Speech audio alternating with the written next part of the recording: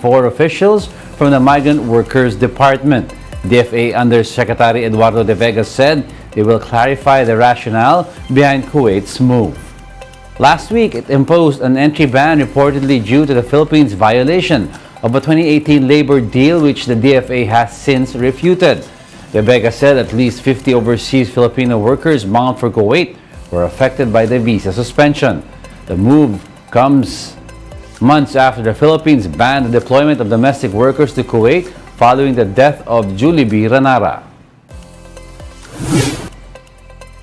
The Senate Public Services Panel says it's considering reviewing the congressional franchise of the National Grid Corporation of the Philippines. This amid senators' call for a renew of the NGCP's performance. The calls come after recurring power outages in several parts of the country, which Committee Chairperson Senator Grace Poe said should not be the norm during the dry season. Senator J.V. Ejercito also believes the country should take back the 40% stake in the NGCP, which controlled by Chinese company State Grid of China.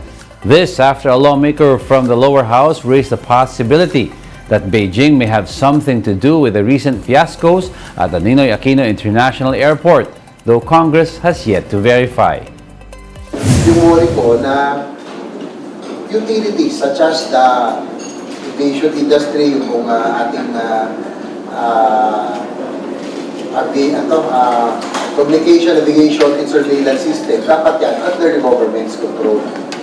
Hindi pa naman sa National Grid Corporation, since it's the backbone of our country's electricity. No? Yan ang nag-distribute sa lahat ng mga distributors, electric cooperatives, Meralco, everything. Sa isang switch lang yan, pwede ma-paralyze ang buong ekonomiya natin. So yun lang yung concern ko. My position is that utilities that have concern with national security should remain with the national government, lalo na yung control ng national government at least. Senator Risa Ontiveros echoed Ejercito's sentiment, saying the country's transmission lines should not have been privatized in the first place, citing national security concerns. Ontiveros also expressed concerns over China's partial control of the NGCP amid growing tensions with Beijing. Actually, mula pa nung nakaraang kongreso, panawagan ko na po iyon. Kasi nakakabahala na sa isang critical industry natin, na in fact, so critical na may national security implications siya, na mayroong significant stake doon ang isang bansa na medyo hindi maganda ang relasyon natin sa ngayon. Baguio City has reimposed the mandatory use of face masks amid an uptick in COVID-19 cases. Mayor Benjamin Magalong called for vigilance, especially now that tourists are flocking the city. He noted, though, that active COVID-19 infections in Baguio are mostly mild and don't require hospitalization. Actually, sa indoors, we're now requiring our constituents and visitors to be wearing their face masks. I-avoid na rin muna natin yung handshake. Gamitin na rin muna natin yung fist bump at yung elbow bump. Avoid muna natin yung pakikipagkamay. The city logged 14 average daily COVID-19 cases, which are expected to increase in the next 3 to 4 months. Meanwhile, COVID-19 positivity rates have also increased in several areas based on Octa's monitoring. In Aklan, the figure jumped to 56.9% from 41.7%, way above the 5% threshold. Dr. Jose Rene de Grano said tourist arrivals in Boracay during the Holy Week contributed to the uptick. Up to 7 witnesses in the Degamo murder case are supposedly eyeing to recant their statements. Justice Secretary Boying Remulla did not name these witnesses, but he says around 6 to 7 have suddenly refused to cooperate in the investigation into the killing of Negros Oriental Governor Roel Degamo. Remulla raises suspicion over the move, as the witnesses have suddenly been provided a new private lawyer. Some of them have refused to speak already, and they have not issued another statement. And we suspect that they will be changing their statements later on. They were provided with lawyers by some people who are paying for their lawyers who were not there before. And obviously, there's some people are interested in the statements that they want to give, and now they don't want to cooperate anymore with the authorities. Despite this, Remulla remains confident that their case against alleged mastermind and suspended Congressman Arnie Teves remains strong, as many of the earlier witnesses are still standing by their statements. Remulla adds that they still have strong evidence that could prove Teves' involvement in the killing. The Justice Department is eyeing to file 10 murder charges and multiple attempted murder charges against Teves on Wednesday. There are no recantations yet, but we expect that to happen. It's a tactic that is employed by people who want to destroy their previous statements. The good thing here is that they've already said everything prior to lawyering up. So it's a good thing that we already have their statements clearly said before, prior to everything else. We'll be back with more stories after the break. Keep it here on One News.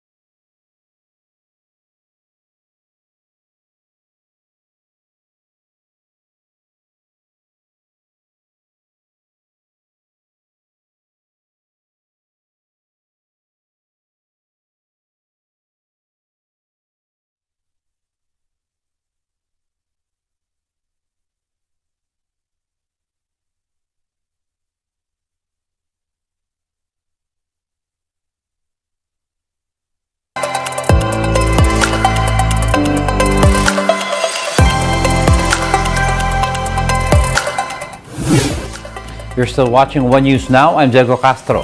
Some areas in Metro Manila experienced intense to torrential rain showers earlier this morning due to thunderstorms. Malabon City has already announced suspension of classes today for all levels in both public and private schools. The rain have also caused heavy traffic along Commonwealth Avenue in Quezon City. The heavy downpour has caused near zero visibility along the road. Flooding has also been reported in Barangay Marulas, Valenzuela City. Pag-asa said most areas in Metro Manila would experience torrential rainfall within 2 hours from the release of the State Weather Bureau's thunderstorm advisory at 6:30 this morning. The same is experienced in some areas in Rizal, Bulacan, Cavite, and Bataan. Moderate to heavy rain showers are meanwhile experienced over in Nueva Ecija, Zambales, Pampanga, Laguna, Batangas, and Quezon. Pag-asa warns the public to take precautionary measures against possible hazards which include flash floods and landslides.